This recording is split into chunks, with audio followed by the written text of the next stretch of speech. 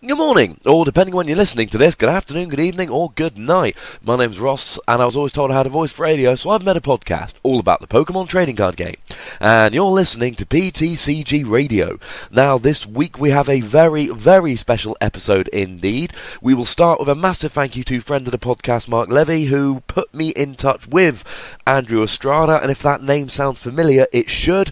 He, not a couple of weeks ago, went and won the 2014 Pokémon World Championships in Masters with his Virizion Genesect, and I've got a nice, detailed, in-depth interview with him coming up a little bit later in the podcast.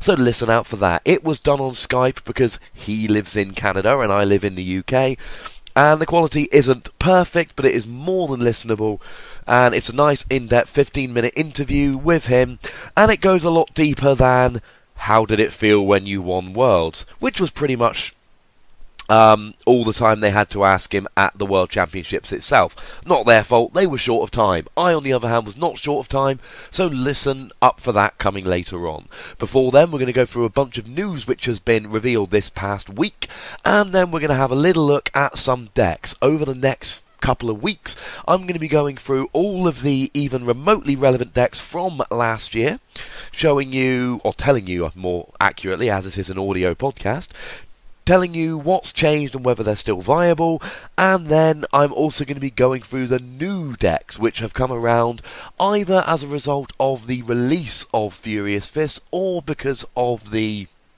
rotation and what that's actually done to the format.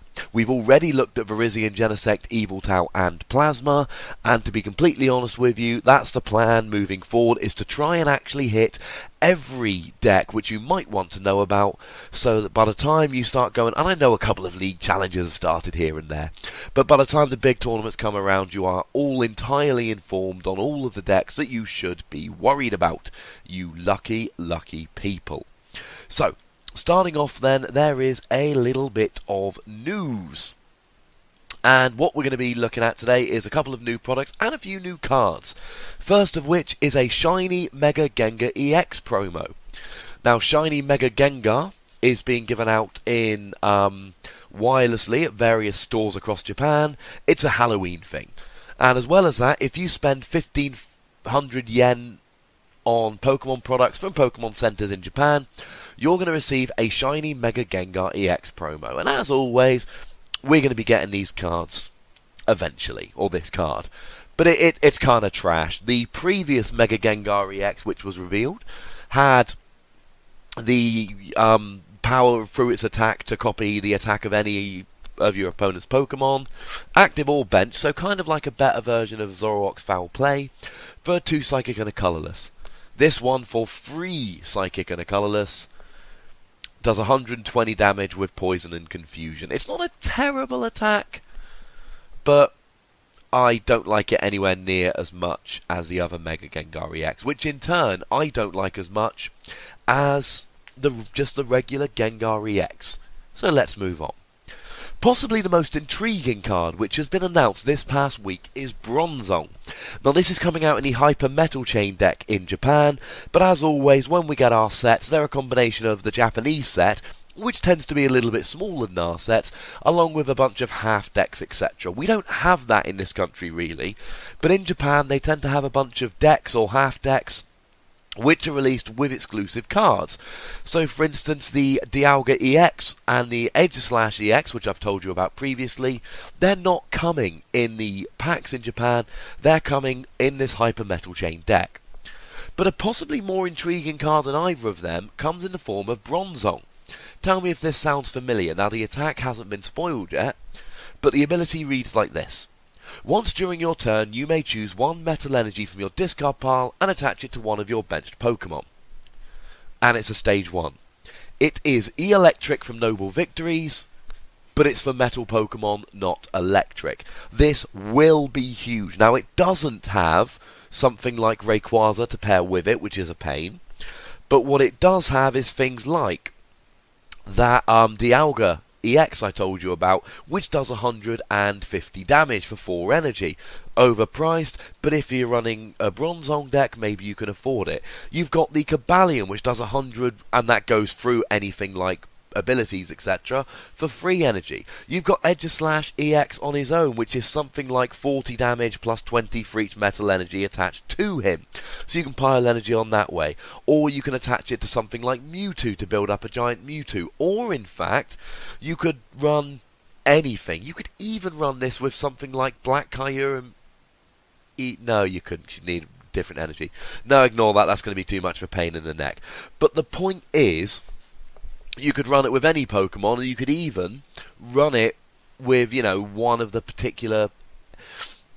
If you had an attack which took, you know, say, one electric and a bunch of colourless, you could run it like that. It's clearly going to see a huge amount of play. It's clearly going to be fantastic. But there are other cards which have been revealed. A lot of which are kind of garbage, so I'm not going to go through. We're talking basics of stage 1s, but there are 4 other cards which aren't. Now, there was a card revealed a couple of weeks back, which was a red card. It had a red border, and it had the word Flare on it. Clearly a Team Flare card. We've never seen Team Flare cards before. We didn't know what they did. It is a Pokemon tool that you attach, or it's actually a Team Flare Pokemon tool, I should say. And it is a tool which you attach to one of your opponent's Pokemon. And it increases the cost of their attacks by 1 colourless energy.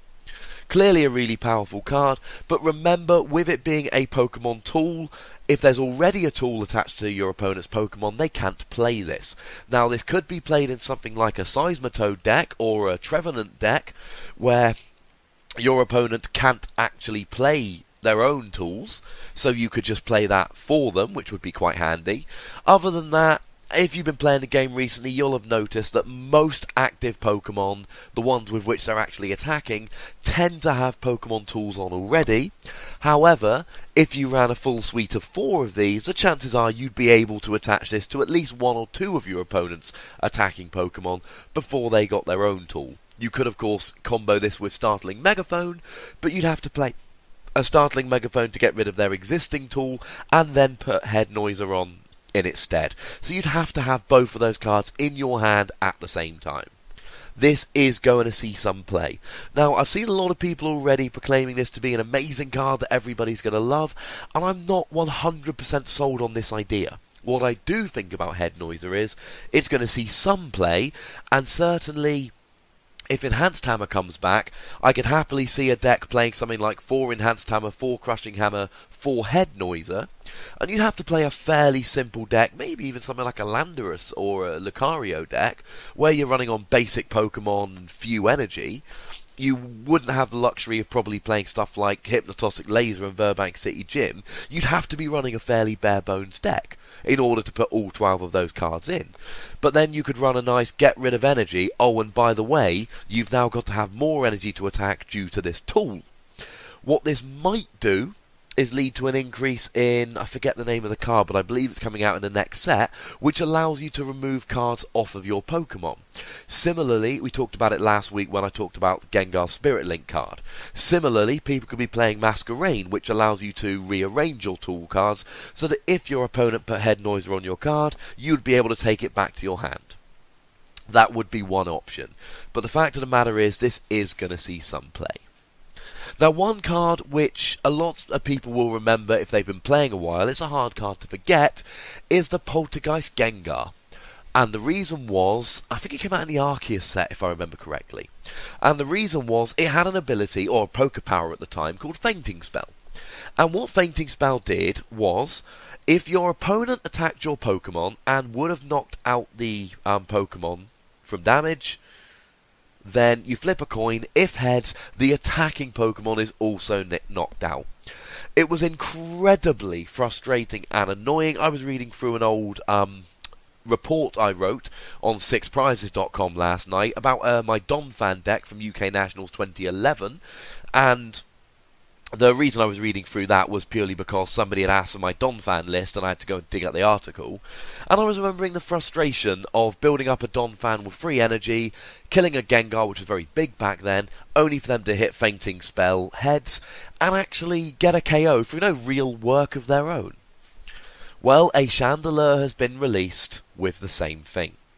Now, there is one saving grace of this, and that is it doesn't have an amazing attack. Now, if I remember correctly, Gengar had 2 attacks, and there was something along the lines of, for 1 energy, put 6 damage counters onto any Pokemon with a Poké Power, which at the time was a lot of them. And for 2 energy, you would do 30 damage times the amount of trainers in your opponent's hand. And you would run this with some kind of trainer lock. I believe there was a Vileplume at the time that you could have on your bench. So you could actually have trainer lock, and you wouldn't have to have the Pokemon active or attacking with it. Set up Vileplume on your bench, and nobody gets trainers. So you could do this to use your Gengar and actually hit them for a ton of damage. Or you could use Spiritomb, and then when your opponent had built up a handful of unplayable trainers, you hit them for a ton of damage. Now that Gengar was amazing, but it had 1 good attack, 1 amazing attack, or some people would argue 2 amazing attacks, and it had the ability, or the Poké Power. Not quite the same here. Plus, of course, we've got Garbador nowadays, which would shut this off. Chandelure, for a Psychic and a double colourless, allows you to put 6 damage counters to your opponent's Pokemon in any way that you like. Now, this is kinda cool, because it allows you to spread the damage around. It means you're not overkilling them. You're not doing 60 damage when your opponent's only got 20 HP left. You're actually doing, 20 damage if he's got 20 HP left, and then you're spreading the other 40 damage around however you gosh darn like, or however you darn well like. So that's cool in that respect. That is quite nice. But it should be borne in mind that this is going to be around. I don't know how great it's going to be, because really you'd have to build a deck around this, and I don't think the free energy is really going to help it. Remember, of course, that this is going to be nice in one respect, in that you do get the benefit of the Psychic Energy, which reduces the retreat cost, and the Stadium, which reduces the cost of the attack, but it's still a Psychic colourless, and it's an underpowered attack. Now, this next Pokemon, I am 100% entirely undecided on. I don't like it as much as a lot of people do, but it's clearly got a huge amount of potential. The card is Megamonex EX. Now, we haven't seen what Manectric EX does, and we haven't seen if there's going to be a Spirit Link for Manectric EX to turn it into Megamonex EX. So there's a lot of issues here before we get going. So let's just look at the Mega EX. As a side note, I would be very surprised if there wasn't a Spirit Link. I talked last week about the Spirit Link card, and although I don't know if they'll retrospectively release ones for Mega EXs we've already had, which would at some point probably lead to a silly situation of the Spirit Link card being legal, but the actual EX and Mega EX not being legal. But I think it's a safe bet that we're going to have them from now on for all the Pokemon. So Megamonex EX, now one thing to notice, now the picture up on PokeBeach.com doesn't actually have the weakness stated. It's going to be fighting. Let's just take that as read. He's going to be weak to fighting. So that's a big issue. At the moment, building your deck around a fighting weak EX is a bad call. Darkrai is not going to see a huge amount of play, because, well, why would you play Darkrai? It's weak to fighting. It ain't going to do much good. Not only that, as a side note, reprinted Legendary Treasures, it's still in. And, Plasma, I know people still think Plasma's going to be good, but Thundurus is a huge liability. Cards like Lucario and Landorus EX especially are going to be able to KO this pretty quickly. Heck, even Horlicher can come in. You need a Garbador to turn off its ability in order to actually activate its, to be able to hit for weakness, but regardless, it's phenomenal. So fighting weakness is a problem. But the attack, oh, it's a beautiful attack. 1 lightning, 1 colourless. Choose 2 basic energy from your discard pile and attach them to one of your benched Pokemon. Think of it like a double Dark Patch, or 2 electric, or to bring it more up to date, 2 Bronzong. That is amazing. Now, you'll have to have those 2 energy in your discard pile, and you'll have to get the 2 energy on Megamonex. So, it's not going to be one of these, it's instantly perfect, you'll definitely be able to get it working. But, it's there as a possibility. it's going to take a little bit of setup. Think about Thunderous EX. You needed 1 energy in the discard pile and 1 energy.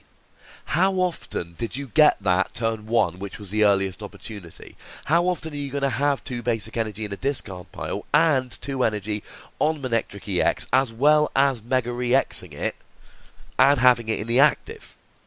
Now, to be fair, there's probably going to be a Spirit Link, so the Mega EXing is less of an issue. But if there isn't a Spirit Link, you're talking turn 3 at the earliest. Turn 1, Manectric EX is down. Turn 2, you evolve it. Turn 3, you attack with it. By which point, its fighting weakness is going to be really glaring against some decks. However, run this with something like Yveltal or Mewtwo.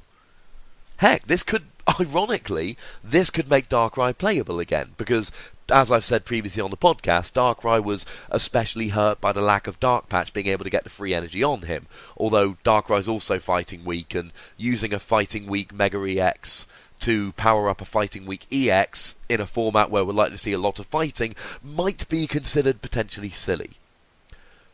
It's there as an option. The other thing is, we're not really playing a lot of lightning decks at the moment, so you've got to put lightning energy in. What are you actually going to put this on? Maybe you run this with Dragonite EX. Dragonite's not weak to fighting. And Dragonite works off electric and grass energy. So you run a dual lightning and grass energy deck with Manectric EX and Dragonite EX. I mean, that's probably not the best idea. This is completely off the top of my head. But the point is, there are combos here. People will find them. So I suppose Head Noiser, Chandelure, and Mega Manectric EX all fit into the same category of they will see play, they will be good, but how much play and how good is up for debate. Bronzong will just instantly become a really playable card, which ironically then could lead to a rise in the number of Pyro decks, which will then be bad for basic decks, but we'll get to that when we get to it. The last card worth talking about is a Stage 2 Hydreigon. Now, Hydreigon has actually, it's had a lot of interesting abilities, not least of all the Dark Trance one, or Dark Trance I think it is, which was playable for a long time with Darkrai. Now, it is a Stage 2, and we are going into a format where with Seismitoad and Trevenant, we're likely to see a fair amount of Trainer Lock, especially with things like Gengar EX Trevenant being a thing when this set comes out, more than likely. Heck, I'll be playing it even if no one else is. It's a Stage 2, blah blah blah blah blah, but it's got an amazing ability. It's Dark Patch, except it attaches to the active. Once during your turn, you may choose 1 Dark Energy from your discard pile and attach it to your active Pokemon. Imagine having 2 of these on the bench with an Yveltal. Yveltal goes active, double Hydreigon, DCE, all of a sudden you're hitting for a base 100. That's not including Laser or Muscle Band or any energy that may or may not be attached to the defending Pokemon. Now, I know I've talked about a bunch of cards which could be good for Yveltal. Bronzong could be good for Yveltal. That's probably a more succinct way of saying what I was trying to say earlier. Just run a couple of Dark Energy, and boom, Bronzong gets Yveltal going. Yveltal, as we saw last format, is an immensely powerful card. The problem is, without Dark Patch, the best way we've got of getting the extra energy into play is using the non-EX Yveltal, which is a bit clunky and a little bit slow. People will play it. I've seen multiple lists being posted over Facebook for it, but it's not going to be quite as efficient as it could be. With both Bronzong and Hydreigon coming out, and if I had to give you my opinion, I'd say Bronzong is going to be the better play.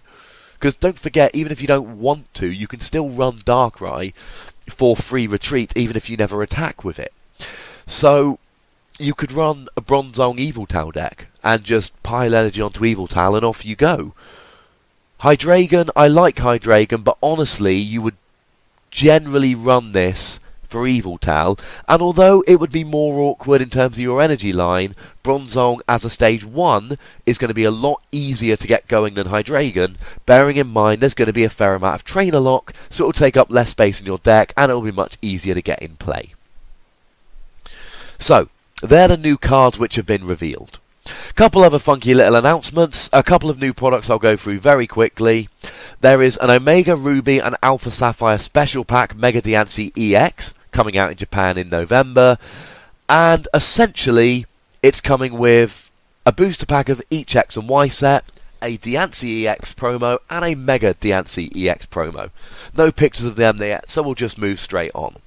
Similarly, we are getting a Hone Collection box, Primal Kyogre EX and Primal Groudon EX. And this is another thing which is coming out in November, and you're going to get either a Jumbo Primal Groudon EX or Primal Kyogre EX, 3 special holos of Trico, Torchic and Mudkip with alternate artwork, a collector's pin, and 3 booster packs. Now, these, like I said last week, Pokemon is clearly just chucking out a bunch of product because they don't have an Alpha Omega Ruby and Alpha Sapphire set to put out, so what they're doing is putting out these cards or these sets to tide us over until February when our new set will be out and we'll get to play with them properly.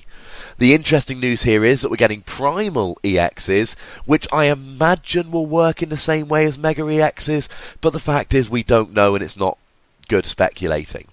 One thing which has been pointed out, although I did notice this myself, Primal Groudon EX could be fire or fighting, but either way it's going to have some nice support. Because fire's got things like Flare Torch and Blacksmith and all that, Fiery Torch. And fighting obviously has got all the stuff from Furious Fists. And finally, there is a Mega Metagross EX Premium Collection coming in November. It's getting a shiny Metagross EX, a shiny Mega Metagross EX promo, a Jumbo shiny Mega Metagross EX card, and these are also coming out in November, 8 booster packs, a playmat featuring shiny Mega Metagross, and a Metagross coin. If you like Metagross, and my friend Derek Wheatley really does, this is a set for you. Shiny Metagross EX, shiny Mega Metagross EX, Jumbo shiny Mega Metagross EX, shiny Mega Metagross playmat, and that's starting to become a tongue twister, and a Metagross coin all in one set. And once again, we've managed 20 minutes of news, although to be fair, a lot of that was looking at these new cards, so it wasn't just reeling off news items. Final little piece of news. Pokemon TCG is coming out in Russia. They are getting the XY set in October, so they're a little bit behind, but if you like collecting Pokemon cards, Russian Pokemon cards. And this will add to the English, French, German, Spanish, Italian and Portuguese European language cards, and Korean. For those of you getting excited thinking that, and Japanese of course, for those of you thinking, yay, we might get an 8th language Worlds promo, bear in mind that the Worlds promos have always come out as English, German, French, Spanish, Portuguese, Italian and Japanese. They have never come out as Korean, despite Korean cards being out for a couple of years. So don't just instantly assume you'll be getting a Russian Worlds promo. The likelihood is that that's not going to happen.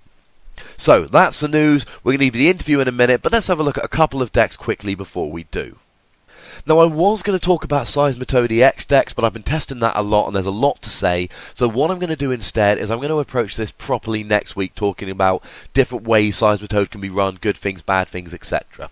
If you want to look at the benefits of my testing, get yourself over to my YouTube channel, PTCG Radio, youtube.com/user/PTCG Radio, or just go onto YouTube and search PTCG Radio.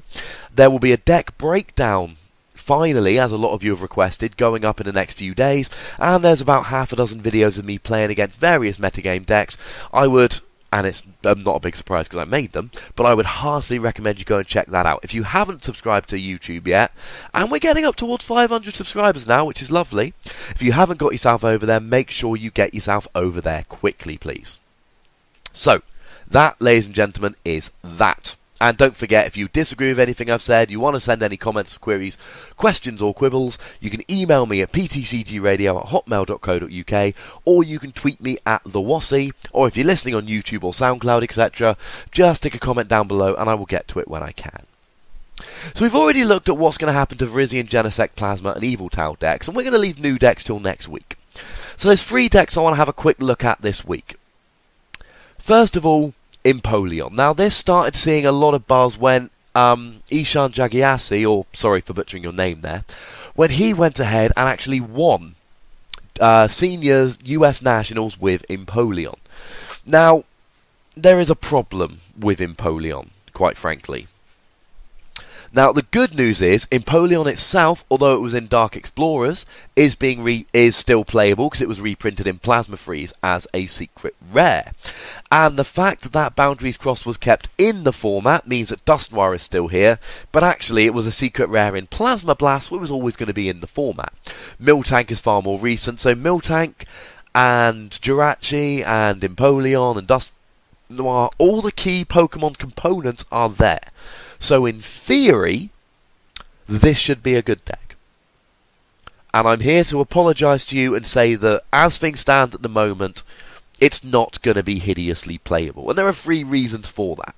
Reason number 1, level ball has been rotated. When you're running a deck that relies on 2 stage 2 lines, with a load of basics, you're going to need some level balls there. Maybe not all the level balls, but you're going to need 1 or 2. Level ball being rotated hurts it. A bigger reason is Super Rod. Now, there's still Sacred Ash, which allows you to put 5 Pokemon back in your deck, not 3, so that's not a problem.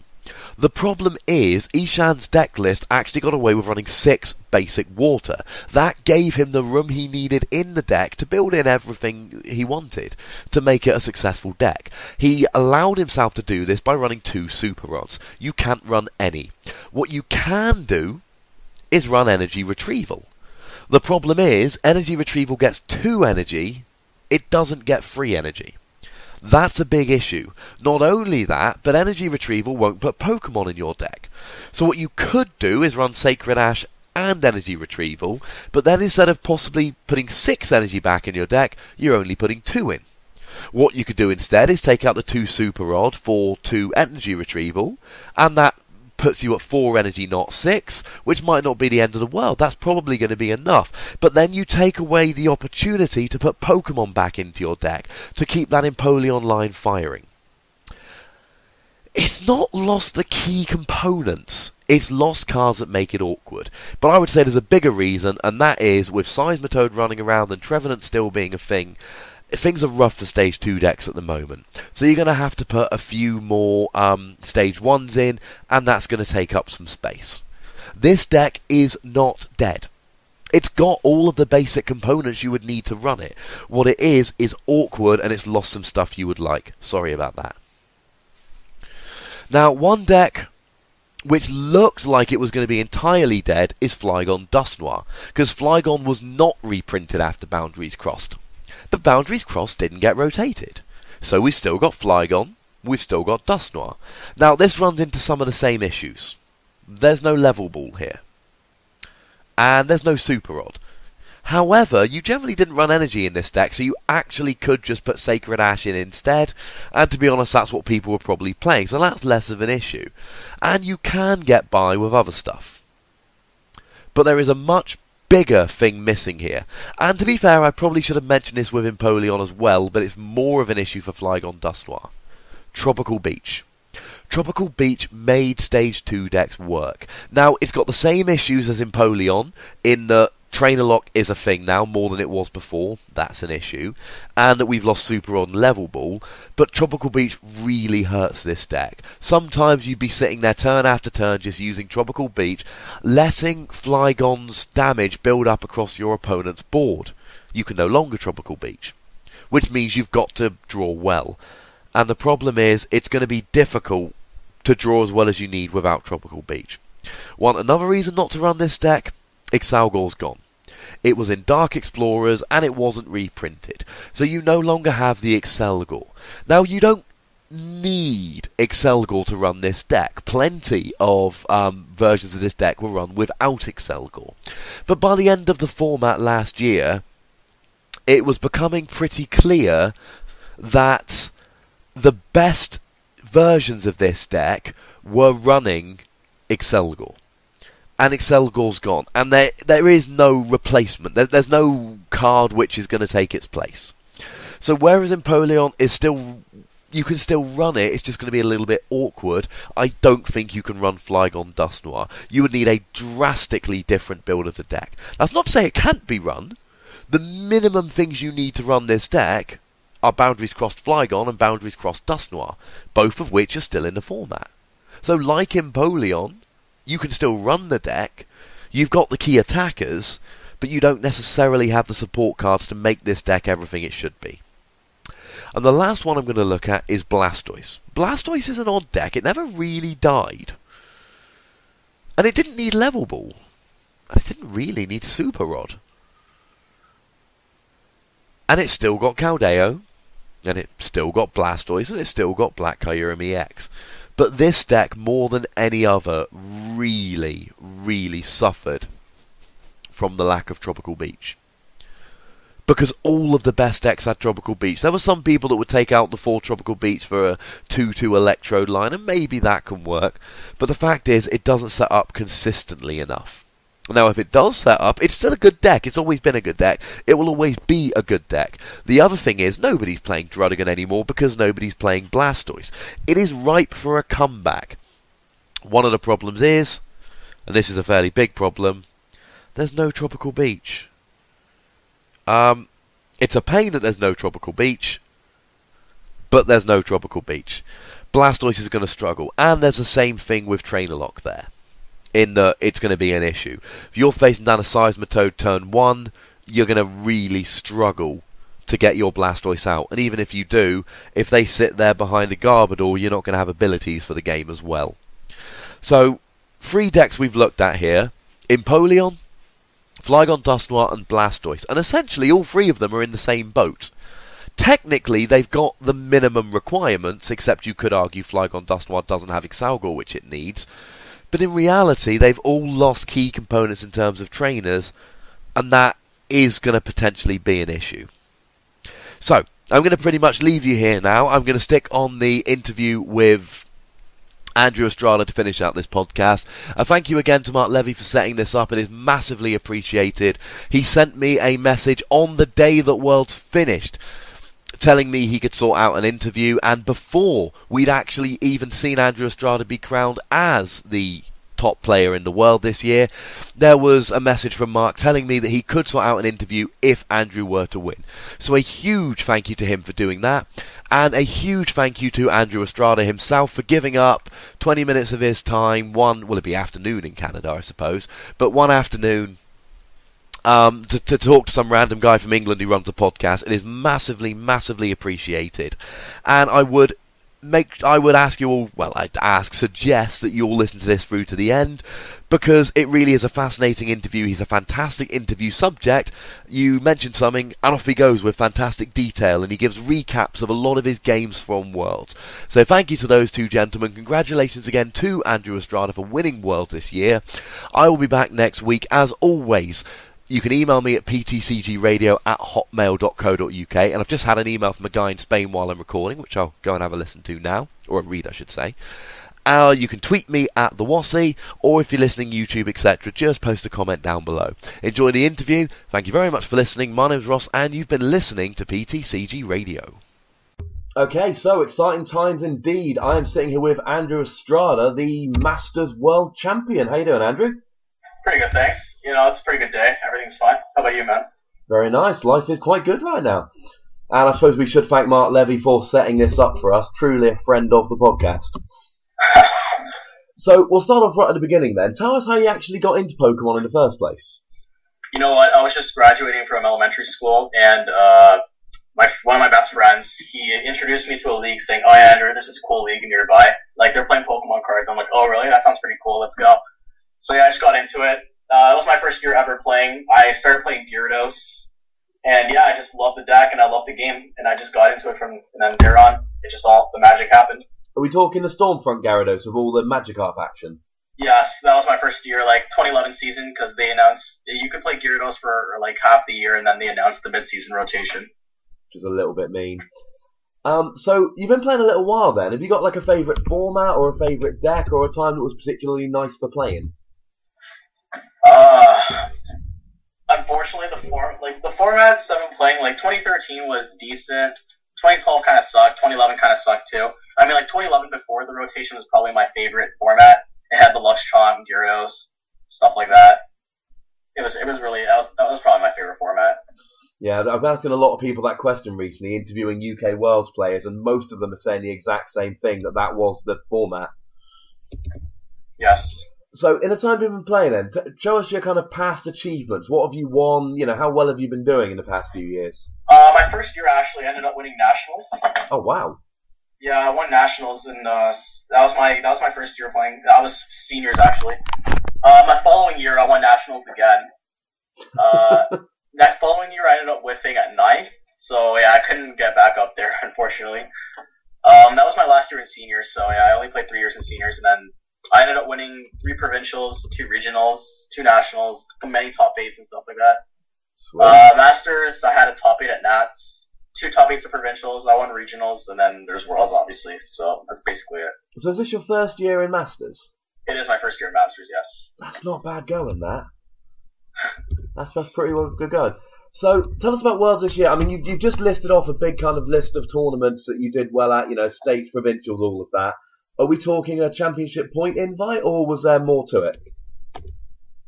Yes, there was championship point invites. Actually, 2011 was rating, Premier rating, so, depending on the higher number you got, I think it was, 1900 points something got in, basically. It was basically guaranteed. But I hadn't been doing well all season. I had been doing okay. I think I'd only won, a city since it was my first year playing, so, I was okay. And then for nationals, I was pretty prepped up. I had a friend, we built this deck together, and I just went with Prime Time, and I ended up winning Nats with it, so... Yeah, that was, the beginning of success for me, in my opinion. Excellent. So, let's put forward to Worlds this year, then. I mean, US Nationals came out, Pyro was everywhere, people finally actually worked out how to build it properly and play it properly, and it was all massively hyped, and then you went into Worlds with a deck that had pretty much an auto loss to Pyro. Why? I thought it would follow the Gothitol trend. I thought not a lot of people would play Pyro, and that more people would tech for it, and I was actually right. There wasn't that many Pyro in the actual event. I ended up facing Pyro round 1 from a guy from the UK, actually. You might know him. His name is Andrew Dow. Alex Dow, I do know him. Yeah, Alex Dow. I did end up beating him round 1. He was playing Pyro. He didn't draw so well, but still, it was my heart sank when he flipped over his Lilios, but as the game progressed, I ended up getting confidence, and I ended up beating him somehow, and yeah, that's where all the confidence came from. That's where I started doing okay, I guess. Superb, and I suppose you then get the auto win against, at least a very good matchups against things like Big Basics that themselves beat Pyro. Yeah, I knew that, I thought that a lot of people would play Flygon and Item Lock. I was expecting a lot of Tree, actually, because Tree had been doing well in our testing, so I was thinking that other people were considering it. And I was right, there was quite a few trees actually in the event. There's a decent amount of Flygon. Big Basics was actually pretty big. Dark-Eye Garbador was decently big. Everyone thought Dark-Eye Garb would be the biggest deck. That's why there was a lot of Big Basics, but there weren't that many Dark-Eye Garbadors. Superb. So is that basically Embracing Janus deck was probably if not the biggest deck. Superb. So tell us about Swiss then. I mean, were there many particularly hairy moments? Did you run through your matches quite quickly, or were there a lot of kind of touch-and-go moments? Yeah, it was kind of I think round 8. Yeah, round 8. I was scared out of my mind because, round 1, my opponent mulliganed round 1, and all I saw was DC, Beach, and other stuff, so I was thinking, okay, he's probably, and I didn't see any energies, and then he flipped, I thought he was playing Item Lock, and then he flipped over his Litlios. So that was round 1, and that gave me a bit of a shock, because I was expecting Item Lock. Round 8, similar thing, my opponent mulligans, I see a hand, I'm freaking out of my heart, I'm like, oh my god, no. The round before I can get into cut, I'm facing Pyro again. It's over. I already got lucky enough. And then he flips over a double fan sub and a Shelmet. I'm like, oh my god, yes. That's amazing. Yeah. And then I believe I faced a Blastoise too. I didn't face a lot of Americans. I think I only faced one American in the whole tournament. Well, the Americans did spectacularly poorly this year, and you, I imagine, would have been up around the top tables a lot. So I suppose that makes a little bit of sense. Yeah, all the Portuguese players were at the top. The only loss I had in the day was against Gonçalo Pereira. He topped 8. And what was he playing? He was playing Bruising Genesect, but he was playing what's that called again? Palkia. He was playing a Palkia EX for Flygon. But I don't know why he played it, because I thought Flygon was already a pretty good matchup for Bruisian. I beat one pretty well in 3rd round. He couldn't do it's a decent matchup for him, but it's really hard if I just keep red signaling all the threats. I was going to say, yeah, I would imagine that'd be a pretty good matchup. Yeah, it is pretty good. So I believe we saw you on the stream round 9, did we not? Yes, against Mia Violet. Yeah, taking that draw where the commentators were talking about how if you won, you might get in just about, and then you got in with the draw. But I was pretty disappointed round 2 because I did not expect a dead draw after. We were both drawing pretty poorly game 1. Game 1, every turn I was either skyling for a supporter and then using it, and then the following turn skyling for another supporter. Ooh. That was pretty disappointing, and then she wasn't drawing what she needed either, so it was kind of a with a whiff mash thing back and forth. Game 2 was kind of disappointing too. Like I dead drew after I eventually sycamored out of a dead hand, and I drew another dead hand. I wasn't able to come back after that. Yeah, well, I mean, you got the draw, you got into top 8, which is lovely. And then yeah, I know, that really shocked me. I knew my resistance was decent, but I did not expect to get in. The only reason I got in is because the guy I lost to, he was 7th seed, so then I came 8th logically, just from the resistance rate. I can imagine that's a fairly good shock. So, am I right in thinking that when you got into Cup, top 8 was a Virizion mirror match, top 4 was a Virizion mirror match, and the final was a Virizion mirror? I was the only one in top 8 who faced mirror matchup, basically, because in top 8, Goncalo beat Chase Maloney, who was playing Dark-Eyed Garbador. Paolo beat Chase Maloney. Goncalo lost to the Mega Kangaskhan guy. Igor beat out the Plasma Lugia guy, and I beat the Japanese guy out. And in top 4, I faced Paolo and Igor faced the Mega Kanga guy, and then in the finals, I obviously faced Igor. So yeah, it was a bit upsetting at first because I was thinking, oh yeah, the mirror matchup kind of sucks. So like I don't mean I have a bad mirror matchup. It's just really annoying to play. I have to admit, it's basically whoever does go first. Well, I mean, a lot of people have said that, and I must admit, from my experience, it's been a little bit like that. But I mean, I watched your top 8 game on stream, and I watched the final on stream. That was probably the hardest series I've played in all of Cut. It was way harder. That guy was really, really good. Like, that guy knew what he was doing. Oh yeah, I was watching that while stripping wallpaper. The Japanese guy, like the Japanese players, they're just so good at this game. It's crazy. Well, it's because they've got to try so hard to actually get into Worlds, that when they do, they're that much better. Yeah, like he grinded in. And then he went undefeated. He was the only undefeated in Swiss. I remember that was brutal. So yeah, like it was really good. But a lot of your mirror matches, you actually made comebacks in a lot of them. You started off a little bit slower and actually managed to come back into. Yeah, I wasn't drawing so well in top 8 in the finals.